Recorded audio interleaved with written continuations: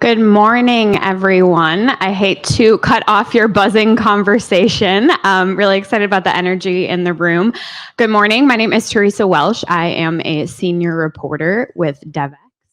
I am really excited to moderate this event.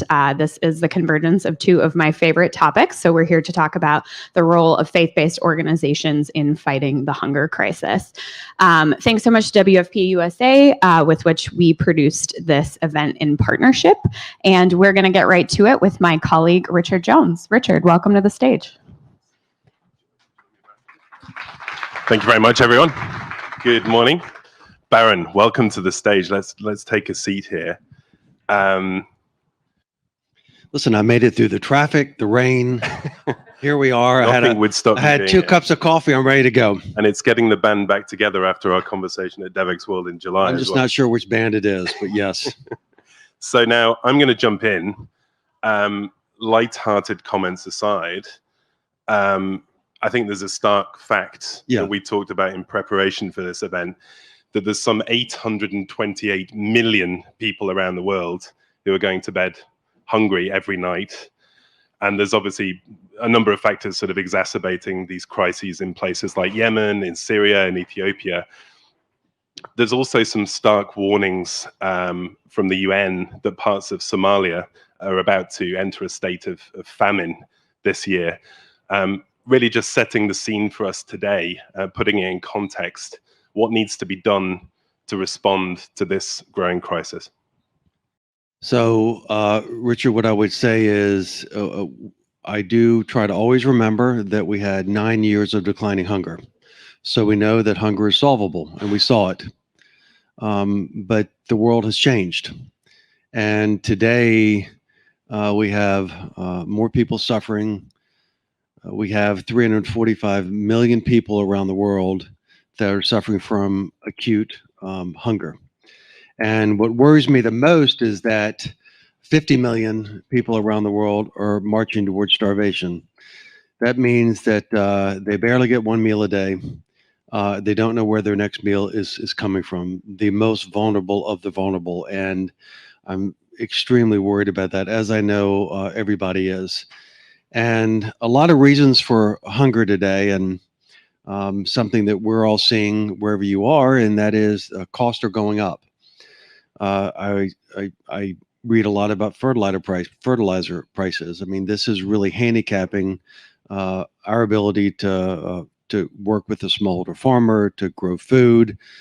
Things are becoming much more costly, and only a couple countries export fertilizer, and not all countries want to continue exporting. We also have climate. I mean, I was really so sad just a week ago thinking about Pakistan. Think about rains that can flood a third of an entire country. We're used to seeing it maybe where a city or a town is submerged, but think about that we're living in a time where a third of an entire country is made vulnerable by these incredible floods. COVID obviously creating supply chain challenges, and I have to just say that the fourth C, if you will, is conflict. We're seeing a lot of unrest in a lot of parts of the world that are keeping us from getting food to those who need it the most. We're still doing it. We're going to reach about 150 million people this year, which is a staggering number of people, but we're not going to meet the needs for people to be fed. And maybe a few words on the last C, conflict, in the context of the Ukraine crisis, the war in Ukraine. So as you may know, we have been successful in getting a number of cargo ships out, transferring about 150 metric tons of food, and working to unload wheat through the silos. We're hoping that we continue to get our exports out. I would say important for everybody to know that that when the war struck in Ukraine, that was just another domino effect. That was another card that was folding, because we were already facing an extreme hunger crisis. But we clearly saw that the impact of Ukraine cost dramatically increased everywhere. I read a story this morning about Turkey. Inflation, 80%. So we have to remember that in the United States, about 10% of our income goes toward food. But in countries where the World Food Program works, more than 50% of income goes toward food. So if you're in a country where inflation is 80% and you're making a couple dollars a day, how are you going to feed your family? I mean, we're going to hear shortly from our panel about the role of faith-based organizations in responding to these types of crises. I wanted to touch on one thing we talked about earlier, which was the role of the private sector as a key player. Could you maybe give us a sense from your partnership work with WFP USA, how the private sector are really helping to fill the funding gap that you mentioned, how they're contributing their know-how, their technical assistance, and helping to do things like shore up supply chains? So what I would say is one thing we know is that funding from governments across the world generally flat. And so the needs of those who are hungry and starving is increasing. So how are we going to fill the gap? We're going to fill it through the private sector. And I would say, and I say this very humbly, that we have really been overwhelmed with the generosity of companies and foundations and individuals and faith-based organizations supporting the work of the World Food Program and the World Food Program USA. So we're seeing a call to action, and throughout the United States, people are responding to food. What I would say, though, it is not just cash. We're looking for the private sector to become partners with us. I think about, maybe we'll use Cargill as an example. They're not only a significant funder of the World Food Program USA, but they're also doing a lot of work with smallholder farmers, training them how to do inventory, what to plant, what not to plant. UPS, they come in, they look at our supply chain, they make recommendations on our efficiency. So when you think about the private sector, it's a dual role. Clearly, we need funding, but there's also a need to partner with the private sector. When you think about in the US and around the world, I view the private sector as the innovators, and we need help innovating to save more lives. And shifting maybe to really zero in on the role of faith-based philanthropy in responding to crisis and its role. What's your take on what makes these organizations particularly well positioned to serve communities and act as a trusted intermediary with the communities that they're serving? So Richard, I started as a CEO of the World Food Program USA in 2020. And one of the surprises, maybe that's the wrong word, but I was incredibly overwhelmed by the support we got from faith-based organizations. Doesn't matter what faith. And I talked to a lot of our faith-based partners, and a few things that I've learned are that faith-based partners inspire giving, inspire a connection to community. I think faith-based organizations really believe that the world is one place.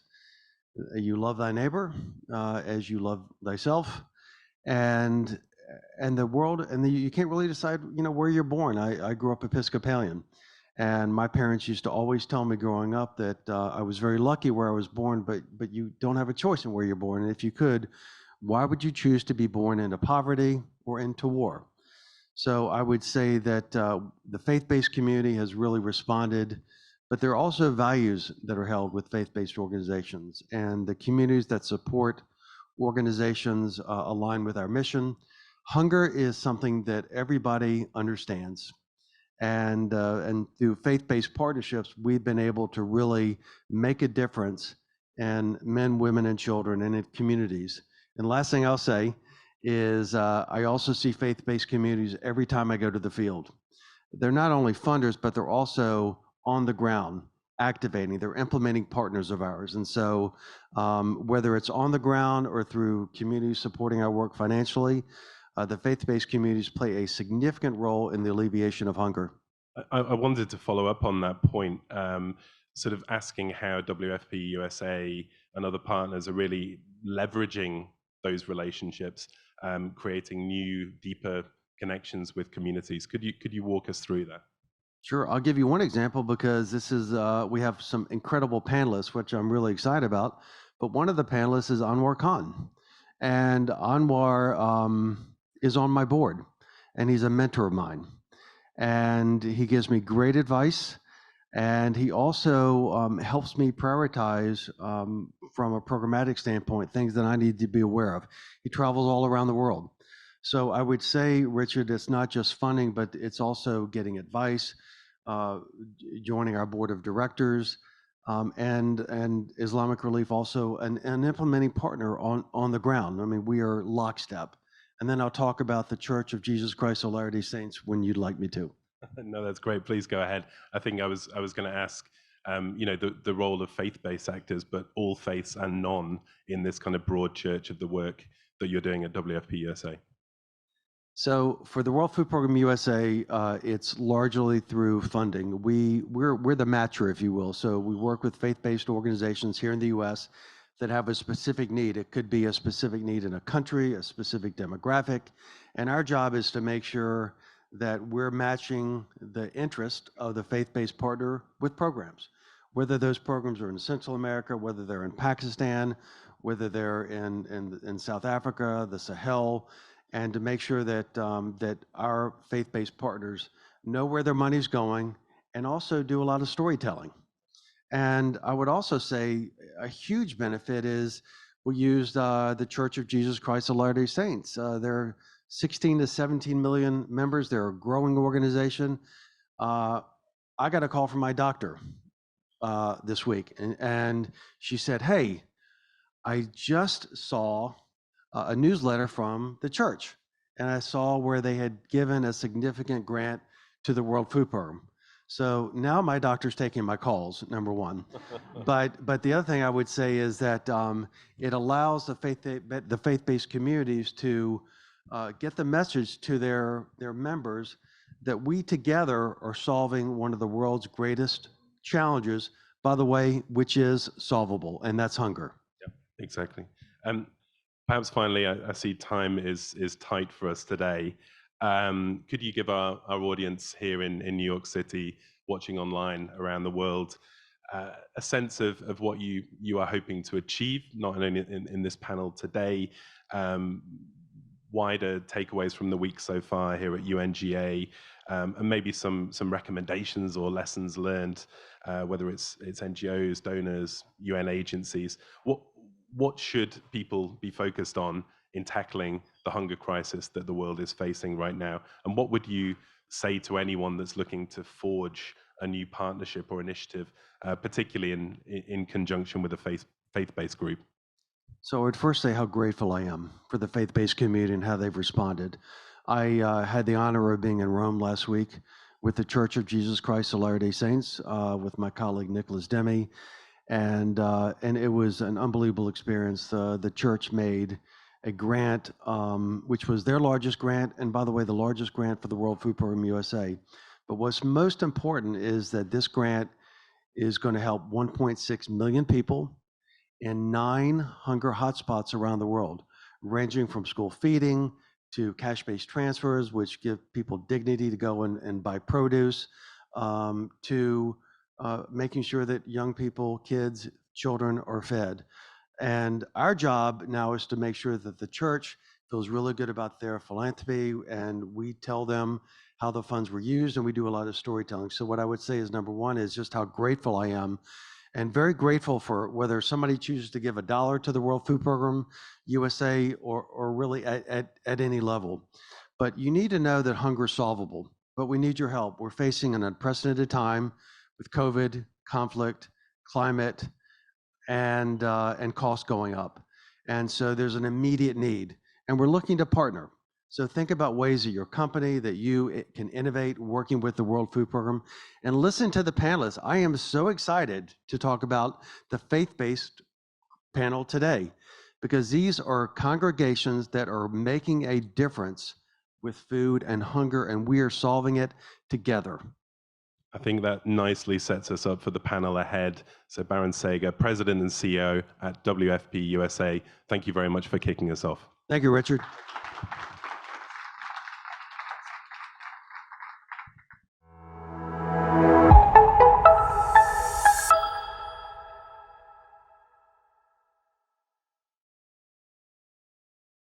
Thanks so much, Richard. What a great introduction to this panel conversation. I'll welcome our panel to the stage in just one moment when we got all of our chairs set here. Unfortunately, this is a really timely conversation. I think we all know how bad this crisis is. I see a lot of folks I know in the room from the food and nutrition community. I don't have to tell you how awful it is. WFP actually was just out with its updated hunger hotspots report yesterday, and the numbers are just horrific. 26 million in crisis levels or worse in Somalia, Ethiopia, Kenya. So I think we all know Horn of Africa is of particular concern. An all-time high of 970,000 expected to be in IPC 5, which is 10 times more people than 6 years ago. We did have a bit of a bright spot yesterday with the UNICEF, USAID, RUTF pledging event. I know some of you were there. $280 million were raised for that, pretty unprecedented. So that's exciting, but also if we're relying on our UTFs, we've already failed. So I'm really excited to bring our panel up to talk about what they're seeing in their communities that they serve and the roles of faith-based organizations. So let me welcome to the stage Leslie Perez Santis, who's with Catholic Relief Services, Rudo Koyombo, who's with Food for the Hungry, Anwar Khan of Islamic Relief USA, and Robert Hokanson of the Church of Jesus Christ of Latter-day Saints.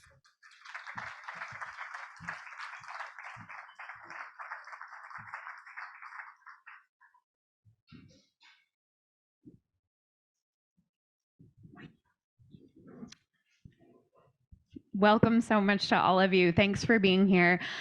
Really looking forward to hearing from all of you. We've got a great diversity of organizations with us today. So the first thing I want to start out with in this conversation is the advantages that faith-based organizations bring.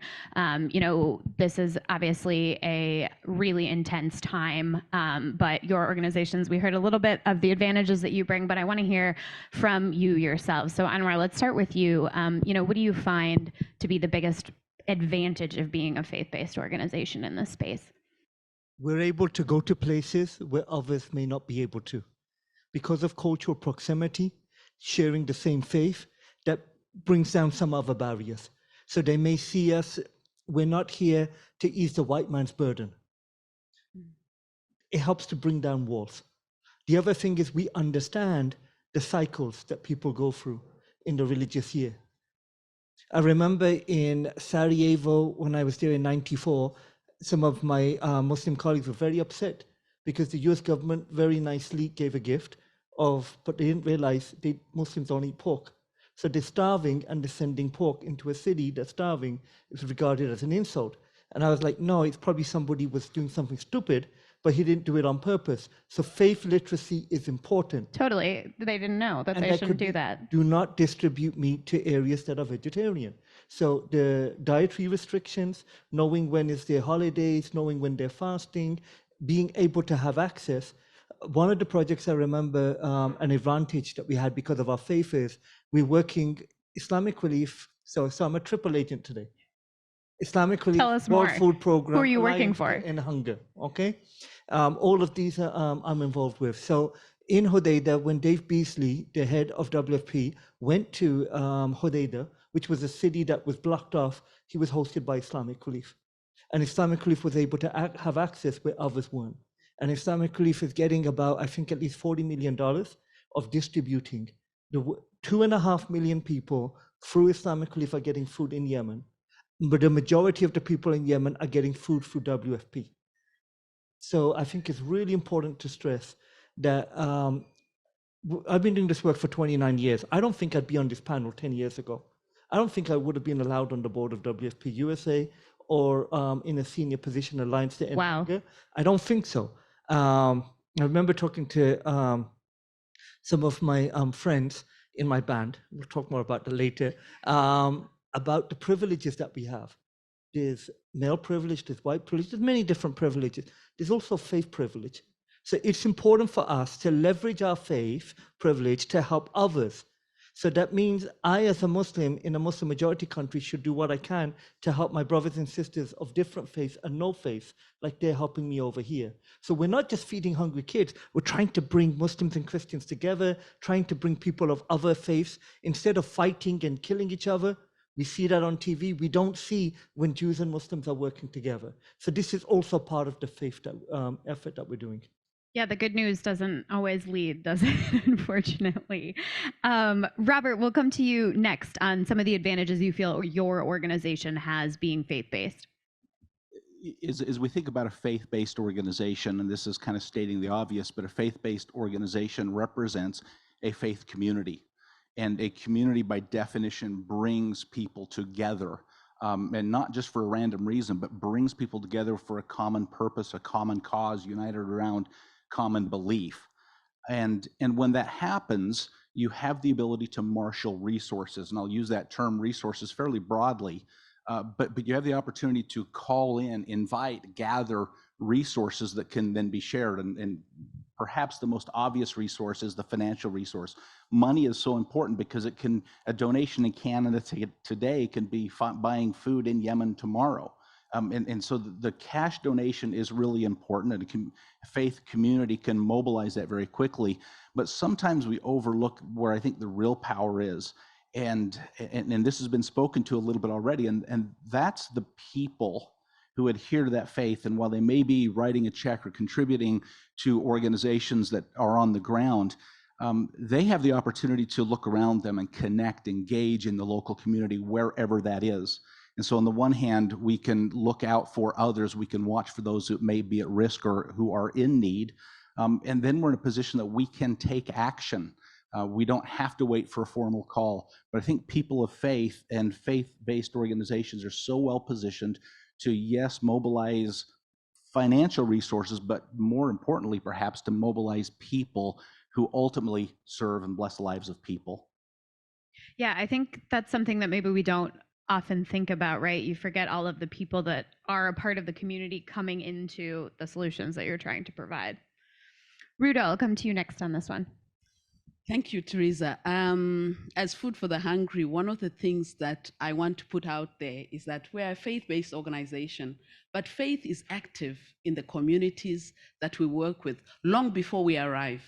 And by being a faith-based organization, we're leveraging the influence, the followership of faith leaders. I've just come out of Eastern Uganda, and I saw a cooperative with 436 farmers, rice farmers, and they're Muslim and they're Christian, and they're working together to market together, to improve post-harvest storage. So they're already building social cohesion well before we show up, and they will be there on the ground way past the shock and the hunger crisis. So they are a key part of contributing to resilience building, because there are relationships that are already formed, that they are already working on long before all of us who come in and leave after some time have come in.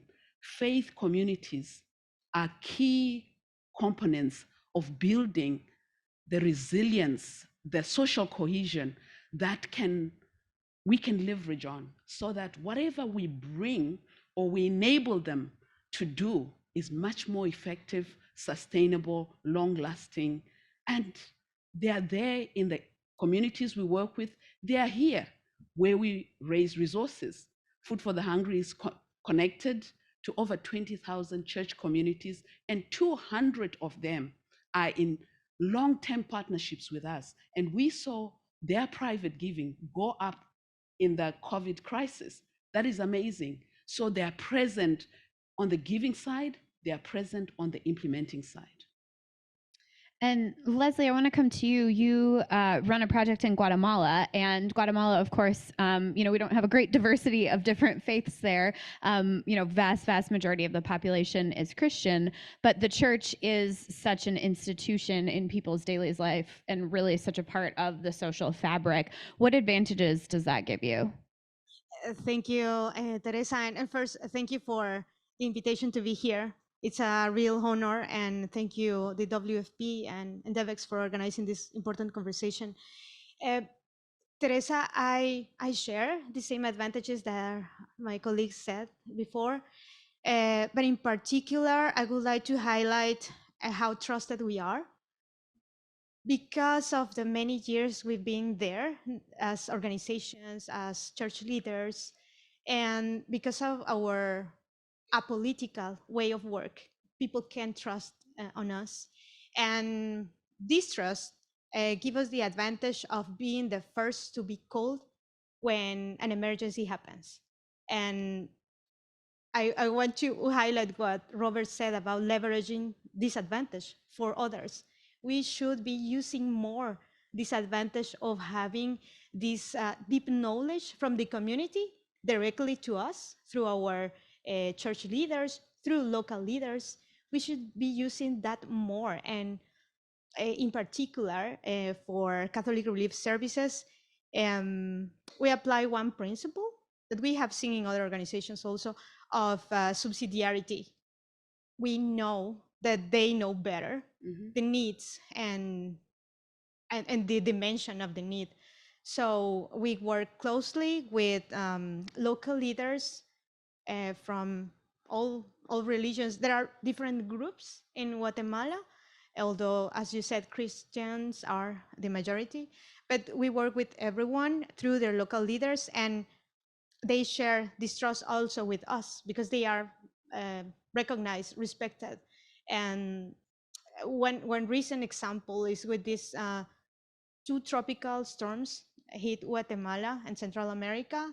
And when that happened, before we went into any assessment, we already had information of what had happened, what places were affected, and not exact numbers of families, but close to it. So we could act fast. So I think this is an advantage that we share. I love what you said about the churches knowing best about what's going on the ground in development these days and humanitarian work as well. We hear a lot about localization, what that means to whom, who's funding what, who's in power, who's actually making the decisions. And in some ways, churches are some of the original local actors because they've been there on the ground doing the work. For hundreds of years, essentially. I would love to now talk about what you all are hearing, where you're working, where your organizations are present. We heard a bit in the prior conversation, and I gave some of the latest stats from WFP, but I would love to hear about what you all are seeing and, what you're most concerned about at this moment in time. Anwar, I'll come to you. Madagascar, Horn of Africa, different areas in the world generally. I think my colleagues will cover that. I'm going to diverge a little bit to places. Go right ahead. I'll allow it. Thank you. Afghanistan, 98% of the people of Afghanistan are food insecure. 1 million children, we were worried in the WFP at the beginning of the year, would face starvation by the end of the year. They've had 5 famines in 5 years.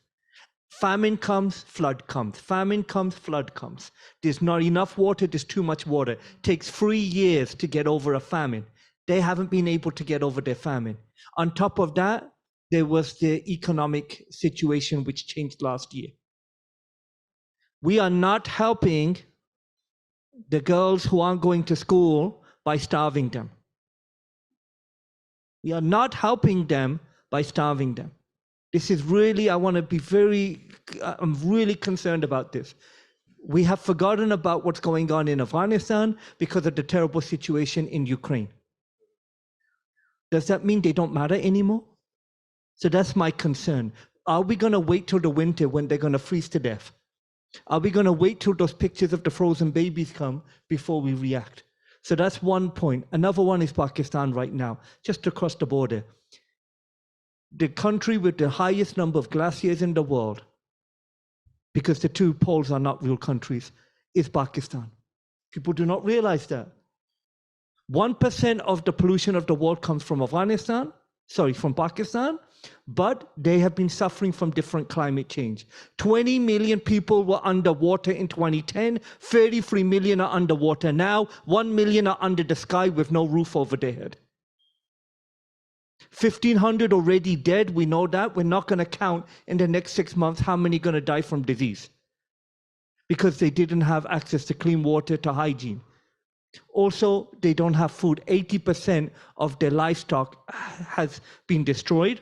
And when the water recedes, it leaves behind white deposits. So minerals, you won't be able to grow. There's going to be more people starving there. And that's on top of what we're really worried about in Horn of Africa. And then, of course, there's problems in South America in many places. This is my thing. Quick show of hands. How many of you have more than one kid? Can you imagine if you had to pick which one's going to live and which one's going to die? I think they call that Sophie's choice, yeah?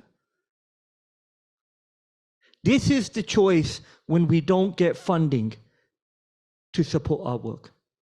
This is the worst choice any of us on this panel ever want to make. It's great when you see a kid and you think, yes, we saved their life. How many of us have stood over graveyards and prayed of the children that we didn't help? 10 children were starving in 2001, died per week in Joloza refugee camp, the African refugee camp in 2001. We went there and the size of their graves were shoeboxes. So please give to Ukraine and give as much as you can, but don't forget the rest of the world. It shouldn't matter what color or religion they are. They're still human beings. Anwar, thanks so much for that. So the first time we spoke was earlier this year. It was January, and you were still in Pakistan, but you had just left Afghanistan. And I have to say, we were just over the phone. I wasn't there. I didn't see what you saw. But it was one of the most compelling interviews truly I've ever done. Listening to you, I think you all just got a taste of it there, how compelling you are. And I think it's so important to be able to tell these stories. We try to do that as reporters, but I can't go everywhere, unfortunately. And I think it's really important to have people who can deliver those messages. And I think Afghanistan right now, nobody wants to talk about it because it was such a disaster. And the numbers you gave are so astronomical, you almost can't wrap your head around what that actually means, and that those are lives. Those are real people. So thank you so much for your remarks. Rudo, I want to come to you on some of the places that you're most concerned about. I would say that the Horn, definitely. And like I said, I've just come out of Uganda. And Uganda, the northeast of Uganda, Karamoja, has been chronically food insecure for over 40 years. WFP and its partners has been present there.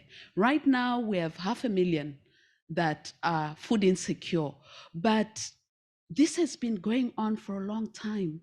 And right now, the convergence of climate change-induced drought, ongoing localized conflict, and the erosion of farming lands for the Karamojong, because we've got a huge conservation area that's been set up, means that this nomadic population is not able to move from one place to another to get fodder for their cattle. So there are some that look like small numbers. It's 500,000, but it's people who don't have the cereals. It's people. Every number is a person. It matters to them. It matters to them. So sometimes we go to where the big numbers are, but we also need to be present. And I'm thankful that in our partnership with the World Food Program, we're active in Karamoja. We're active with the Southern Sudanese refugees that are in the northern part of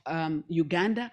And we're there supporting farmers like Stephen, who are able to get loans and also plant enough to sell and secure the livelihoods of their households.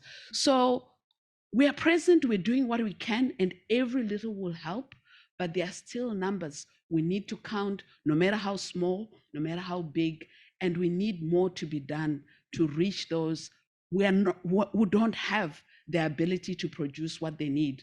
And I thank God that we do have these long-lasting partnership with faith communities, and we're using conservation agriculture. So while the war in Ukraine is making sure that communities are not able to get fertilizers, thank God for conservation agriculture, which is helping communities in the eastern part of Uganda use natural manure to be able to produce what they need for their families. So there's a lot happening, a lot more needs to happen, and we shouldn't forget the small and the big, the pockets and the large and visible.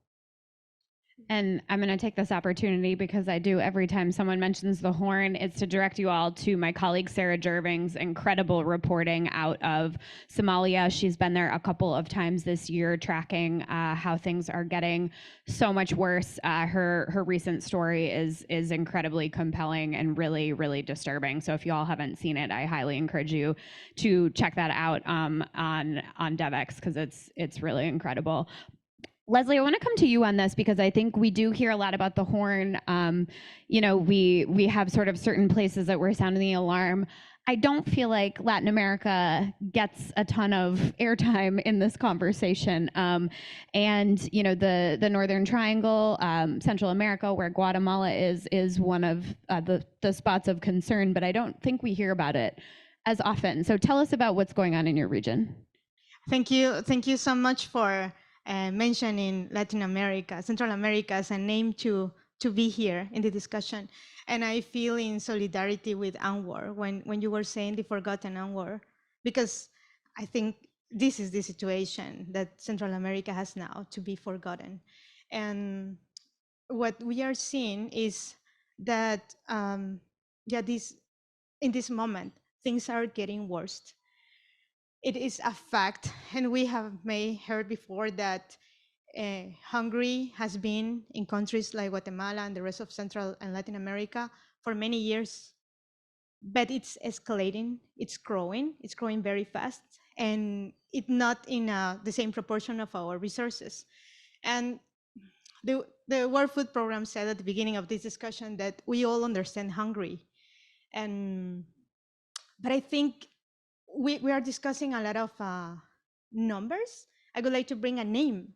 And there is the name of one of our participants, Mrs. Teofila. And she may help us to understand what is happening and how the life in the families is. She experienced 3 crises with her family. First, when COVID-19 started, the husband lost his job. So what does that mean? That they will start eating only reserves. The reserves in Guatemala are maize, tortillas made about maize. And for many months, they were eating only maize the full day, and then reducing to twice a day, this mono diet. And the second crisis came with the 2 storms that I described at the beginning. When this storm came in November 2020, it destroyed everything, the reserves and the crop for the next year. And the third crisis was started getting ill with the children. The children stopped growing. And these were the 3 crises that they had. But now I would say 3 crises plus 1, plus the current one, because now that they are in debt, because your question, the WFP question was, how are these families feeding their children? Through debt. So now they have to pay back the debts and face the high price of food. They have to buy 3 times what they used to buy because the food is downsizing in Guatemala. So this is how a family is living right now, with real concerning situations. And not only Guatemala, it's Nicaragua, Honduras. They are living the same. And the most concerning situation, and this is why I came directly from Guatemala to this panel, to be able to appear in the map, to be visible for others, to not get lost in this conversation, to not be forgotten as we started this conversation. Thank you so much for that, Leslie. I'm so glad that you were able to join us. I write a lot about Latin America and really wanted to be sure that we got this perspective into the panel, because obviously I think that's the problem right now, isn't it? There's just so much going on. There's crisis literally everywhere you turn around. So how do you get the attention in all the places that need it with the resources that we frankly don't have. So let's talk a little bit about that, the funding and sort of the donor landscape. And Robert, I actually want to come to you on that. I mentioned the RUTF pledging event yesterday, and your organization made an exciting contribution along with that announcement. So let's talk a little bit about the pledge that you made, as well as sort of your broader thoughts on what the donor landscape is like right now. It has been interesting as we see the obvious crisis in front of us, and we think about the Horn of Africa and other places that are just so apparent. Rudo said something really important, and that is that we need to keep those things in mind, be aware and contribute and resource those crises. But one of the things we're experiencing is what you said, and we have to be present. And what we're seeing is that throughout church membership, I think that they see the crisis and they're aware of that. But then they also see what's going on in their local market, where all of a sudden what they used to be able to buy isn't even available anymore, or the prices are going up, or we're seeing that in inflation. And I think the response to that has been in contributions to our organization, where people are, they're very aware of what's going on around in the world, and they're feeling it themselves. And as a result, they're saying, what can I do to contribute? And we see that in contributions that make a commitment to UNICEF and to World Food Program of possibility. It makes it so the organization can support those efforts. But at the same time, we're seeing efforts in Central America and in Haiti, where congregations are coming together saying, hey, we're seeing hunger popping up right here in our communities as we can't afford food. What do we do together as a community to address those needs? Yeah, thanks so much for that. I want to say a quick note. We would love to take some questions from the audience. So start thinking on those, and I'll come to you all in just a moment. But Rudo, I want to hear from you on this financing piece as well. And what are we missing when it comes to having the donor funds to solve this problem? I believe all efforts happening in the private, in the public, and in the church community, and we celebrate that. I celebrate the fact that USAID is particularly active in Ethiopia, and they're funding resilience building consortia, and we are leading one of those consortia together with CRS in Ethiopia. So there is provision, but the private sector is also playing a role. I just came out of Bolivia, and the Coca-Cola Foundation is one of, I think, over 12 corporates that are supporting water, which is so critical to health and nutrition. So we are seeing a lot happening from the private sector, from the public donors, funding consortia, funding long-term resilience building initiatives that are ongoing. But the church community has been amazing, because we saw our private giving over this COVID-19 crisis go up. Retention of our church-based sponsorship private giving actually went up, and we're able to program in 14 countries in food security interventions with long-term partnerships coming from our faith communities. So I believe that across all the donors, there is an awareness of more being needed. And the fact that we're able to work across all the donor landscape, private, public, and private sector and individual, I think will give the resources that are needed. But of course, there's never enough, and more needs to be done. We're also grateful that when we have to respond to shocks, we can go back to those church communities that aggregate their sponsors and reduce the cost of fundraising, because they are linking into their membership to bring in the resources. So I think more can be done, and more is being done, but we are happy that there is an awareness that more needs to be done, and we're grateful for the pledges that are already coming through. I believe there was also a Nutrition for Growth Summit last year, and there's been a summit, even as we're doing ANGA. There's an awareness that more needs to be done, and we are all cooperating, and it's in partnerships that we're going to unlock all that is needed to respond to this huge food insecurity crisis that's hitting the world and is responding to the nexus of conflict, COVID, and climate change as it's impacting the household, because that's where it all boils down. Do households have the capabilities, the understanding of how they can get the depleted land that they have to produce more, using maybe organic means to be able to produce more? So what we're doing is meeting the need, but of course, more can be done. And we're grateful for what's being done across the funding opportunities that are available to all of us. And Rudo, you mentioned partnerships. One thing that we've sort of touched on but haven't really directly addressed is how you all actually partner together as well. Anwar, I'd love to come to you on that and how your organization works with, you know, the folks that we have here on the stage, but other faith-based organizations, and why those sorts of interfaith partnerships are particularly important. Yeah. So one of the oldest partnership Islamic Relief USA has is with Church of Latter-day Saints. That's not the oldest interfaith partnership. That's the oldest partnership. Wow. We've been doing that for years.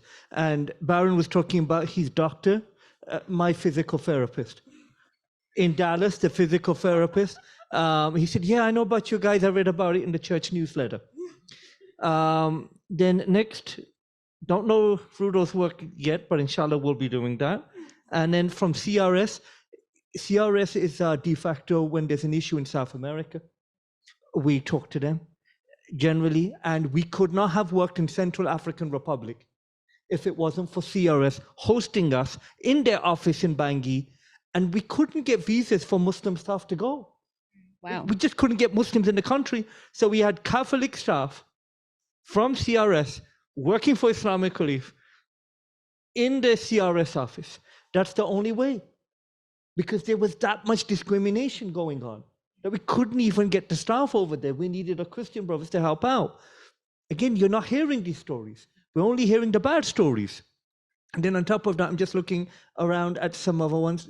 Next week, there's going to be the White House Hunger Summit. There's going to be a reception the day before, hosted by our friends from Bread from the World.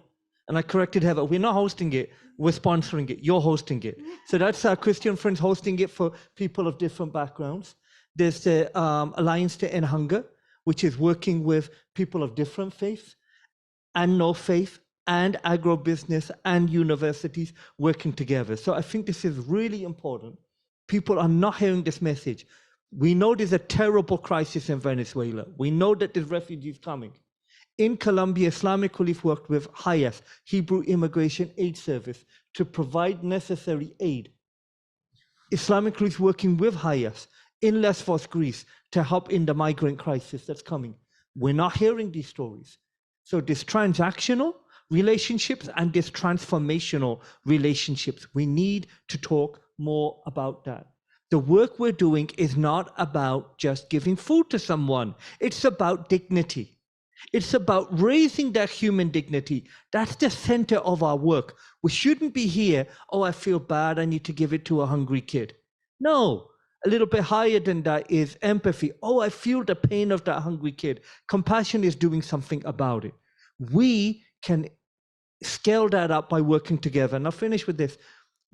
What I tell my donors in America is, you give us money, we'll then go and work with our partners of different faith, and they will multiply that. We'll also go to the UN. Recently in Afghanistan, when I spoke to you, we put in $3 million. We just found out when I was there talking to you, $20 million from UNDP to help with agriculture, to grow food, and 35% of our farmers in Afghanistan are women. But we have that cultural sensitivity. You won't see any of them in the rural area where I went, but their sons were representing them. So we have to know how to negotiate that kind of stuff. And just one last point. I agree with everything my colleague said about the good news, but the other side of it, I'm worried about corporations are not funding conflict areas as much as they are with resilience. So I'm very happy with the resilience. If there's any of you corporate guys out there, Please remember, 30 years ago, it was mostly due to earthquakes and natural disasters. Now a lot of the IC5s are due to conflict. Conflict is increasing, but we need more from our corporate supporters to be helping in the corporate. The other thing about governments is governments are giving what they can, but I remember not too long ago, it was 6 billion people. Now it's 7 billion. And there's a lot more conflicts now. So even if governments are giving the same as they used to give, the situation's got worse. And some governments, how can I put it nicely, make pledges that they don't actually pay. And then we walk away thinking, oh yeah, we're gonna help. And then the WFP, UN, UNICEF, then where does that bill come from? And as was mentioned by you, often it's coming, both of you, from private sources. But I would rather that we are, and we shouldn't just give IC5. We should help in Latin America so they don't become an IC5. So our money, in my opinion, should be supplemental to the money. So thank you to the governments and the corporations, but please see if you can do more. And individuals, please see if you can do more. Robert, I want to hear from you on this partnerships piece as well, because I think it's incredibly compelling that both of your organizations have been working together for so long. And I think that there's an all too common misperception that faith-based organizations somehow are in competition, that we're competing for attention or to whatever it is. And in fact, I think everybody here would agree our experience says just the opposite. And I think that our organizations are really good at recognizing where our strengths lie and where we need to rely on somebody else. And so if we can't get the visas, we know we have others that we can turn to, that we can rely on. And I think that's incredibly important. And what we come to see is that the differences in our faith don't divide us, they actually bring us together. As Baron suggested earlier, one of the things implicit in a faith community is trust. And individuals will donate to their church to use in a good cause because there's a trust there. Mm-hmm. And that is borne out when we can show them that we can overcome difference or diversity and we can work together. I think that instills trust throughout the world beyond our own organizations, and that becomes incredibly important. So I think many people would be surprised to know the level to which faith-based organizations interact, roll up our sleeves, lock arms, and go to work together. Leslie, I want to come to you on one of the points that Anwar raised, just talking there about, making sure that Latin America doesn't become IPC5. And I think obviously one of the most important pieces of that is resilience building. And so I think, we've been spending a lot of time on this panel talking about the crises areas, which obviously are important. It's an emergency. When people are literally starving, you must find a way to get them food. But if we're constantly trapped in that cycle, we're just doing that over and over and over again, and we're never getting beyond. And so I think, you were talking about some of sort of the chronic ways that are drivers that lead people to be hungry in Central America. What do we need to be doing to get out of that cycle and ensure that those chronic drivers are no more? Great question. Speaking about that, about building resilience for the future. But first, just to acknowledge what my colleague said about collaboration. If it wasn't for Latter-day Saints, we wouldn't have had resources to quickly respond to the previous two storms. It was that money that helped one of the stories that I have. And speaking about building and responding to fundamental needs. What I like to share about that is that right now we have our eyes on the emergency. But the emergency is reaching communities that were in trouble before through these multiple crises by being impacted. And right now, for Central America and for Latin America, money is not being directed for that purpose.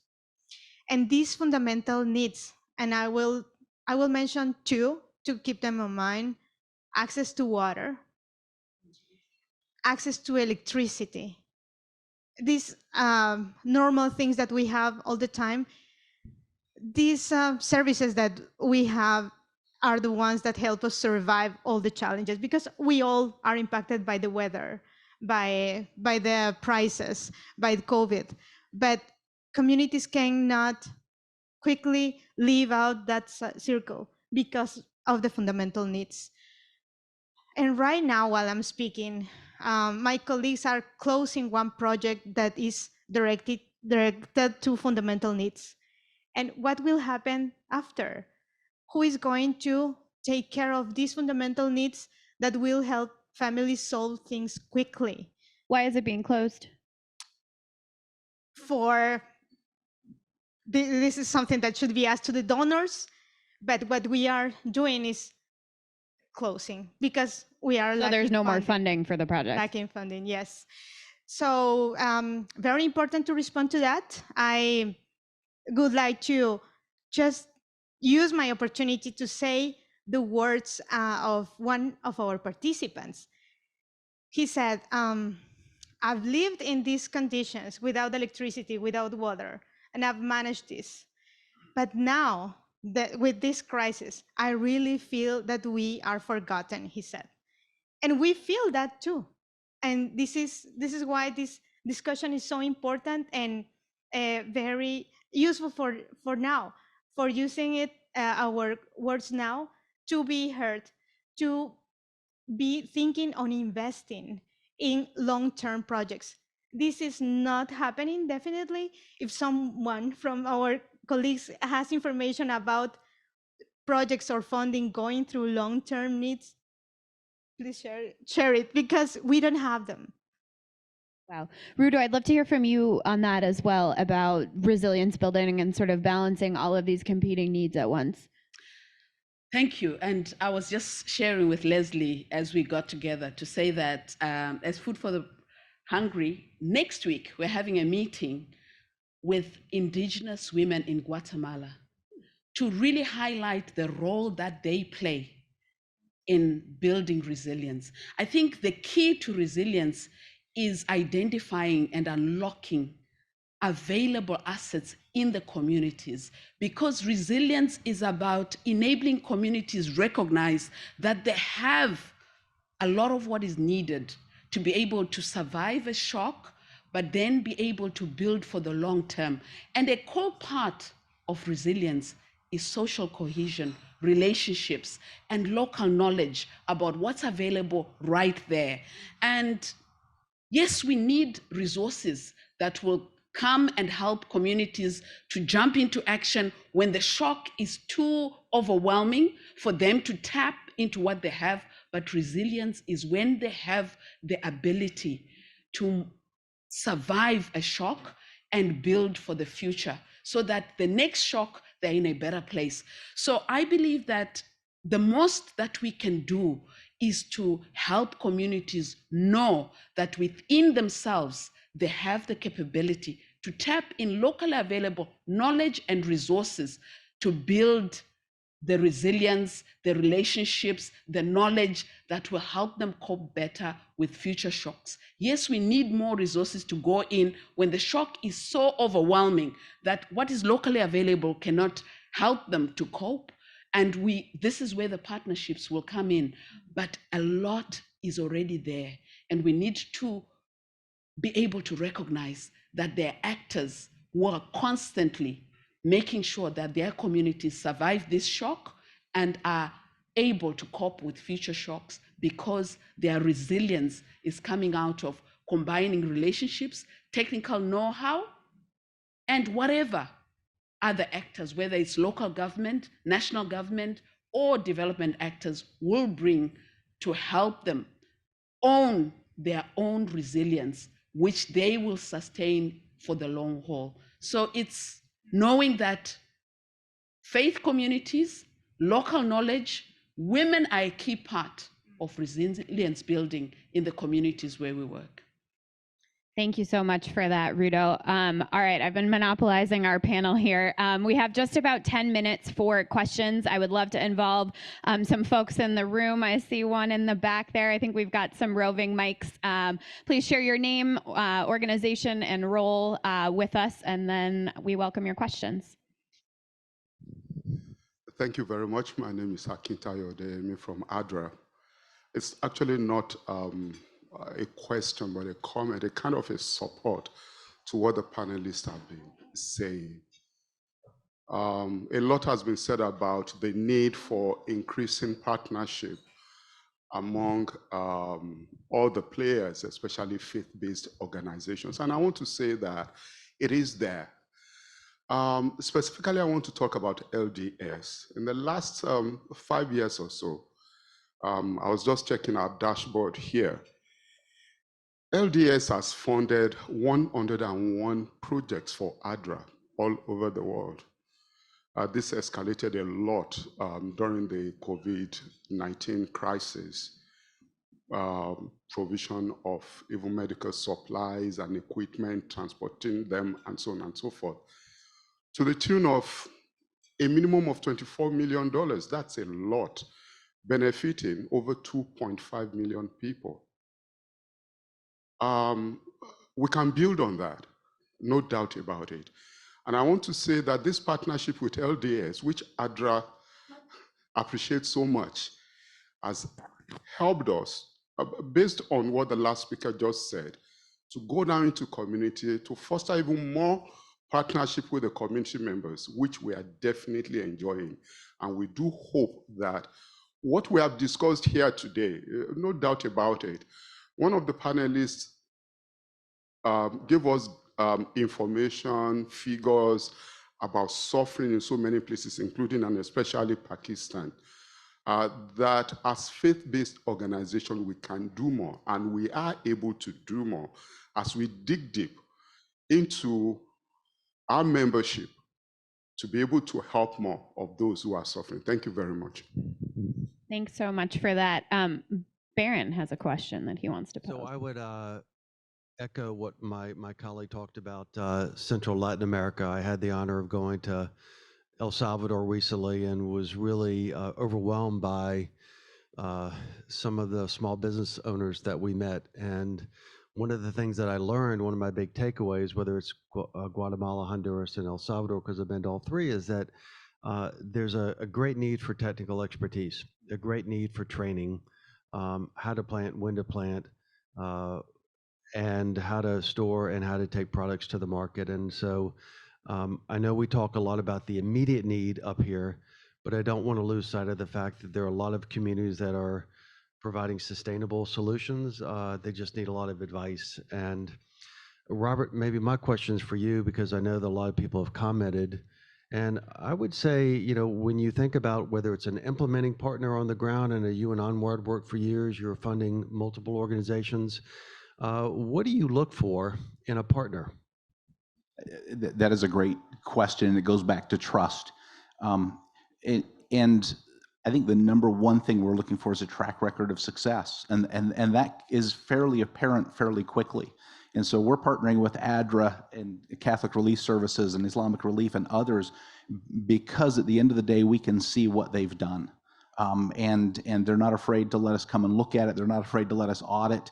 And we know that it's going to have impact. Most of these organizations have a very strong component of monitoring built into that, and we're getting back solid reports. We can trust that when we make a contribution, it's going to get used the way we were told it would be used. Any other questions from folks in the room? Sean Baker.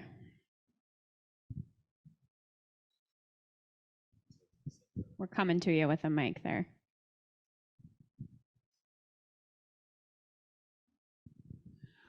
Thank you. Sean Baker, Chief Nutritionist at USAID, and really love this panel. And I think, of course, we're deeply grateful to the organizations represented for your voice, your influence, your implementation, and obviously an essential role in convincing appropriators across donor markets about how life-changing these investments are.